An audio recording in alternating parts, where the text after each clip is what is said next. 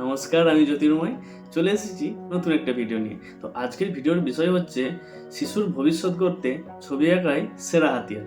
তো অভিভাবকদের বলবো ভিডিওটি শেষ পর্যন্ত দেখবেন। শিশুদের অনেক সময় লেখাপড়া কিংবা ছবি আঁকায় মন বসে না, কিন্তু আমরা অভিভাবকরা ভাবি শিশুটা হয়তো অলস বা পড়াশোনায় মনোযোগী নয়। কিন্তু সমস্যাটা শিশুর নয়, সমস্যাটা হচ্ছে আমাদের শেখানোর পদ্ধতিটা ভুল। আমাদের শিশুর সাধারণ প্রবৃত্তি হলো খেলা ও আনন্দ। যখন তাদের কাছে লেখাপড়া ও ছবি আঁকা খেলার মতো হয়ে যায়, তখন তারা আরও ভালো শেখে।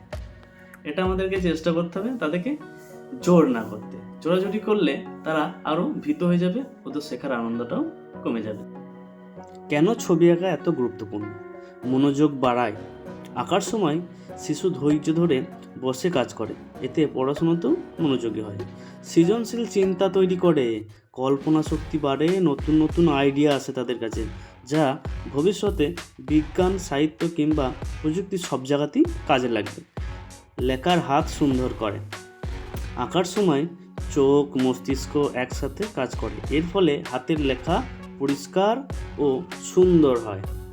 মানসিক চাপ কমায়। ছবি আঁকতে গিয়ে শিশু নিজের ভিতরের আবেগ প্রকাশ করে, যা তাকে শান্ত ও আত্মবিশ্বাসী করে তোলে। সমস্যা সমাধানের ক্ষমতা বাড়ায়। কোন রং কোথায় ব্যবহার করবে, কিভাবে সাজাবে এবং সিদ্ধান্ত নেওয়ার মাধ্যমে সমস্যা সমাধানের দক্ষতাও তৈরি হয়। এবার অভিভাবকদের করণীয় কী? অভিভাবকদের করণীয় হচ্ছে সময় দিন।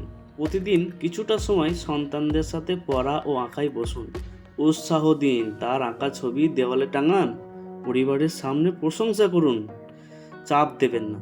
ভালো ফলাফলের জন্য ভয় দেখানো নয়, বরং ভালোবাসা দিয়ে শেখানো সবচেয়ে কার্যকর। পরিবেশ তৈরি করুন।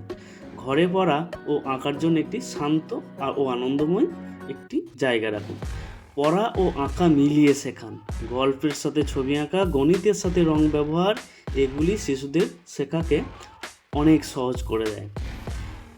শেষে বলাই যায়, ছবি আঁকা শুধু বিনোদন নয়, বরং শেখার অন্যতম কার্যকর মাধ্যম। যারা শিশুদের ছোট থেকেই লেখাপড়া ও ছবি আঁকায় উৎসাহ দেন, তারা তাদের সন্তানদের জন্য এক সুন্দর ভবিষ্যৎ গড়ে দেন। কারণ আজকের কাগজে আঁকা ছোট্ট রেখায় আগামী দিনের সাফল্যের বড় ভিত্তি। অভিভাবকরা যদি চান সন্তান লেখাপড়ায় ভালো হোক, তবে আঁকায় উৎসাহ দিন। কারণ যে শিশু আঁকায় মনোযোগী হয়, সে জীবনের সব কাজেই মনোযোগী হয়।